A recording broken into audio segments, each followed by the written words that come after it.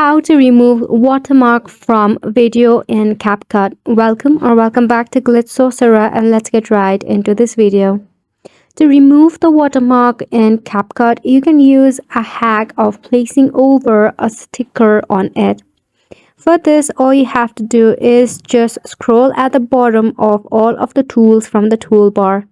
Tap on the sticker option. Now, if you have a YouTube video, you can place it stickers like subscribe, like, or more related to it, or anything that you prefer.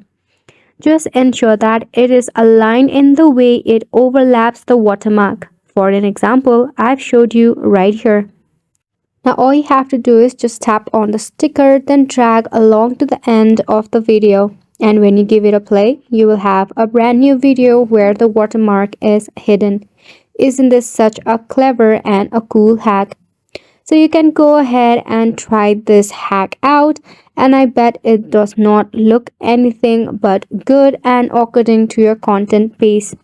You can try other features such as blurring the part out or just adding the blur sticker to it.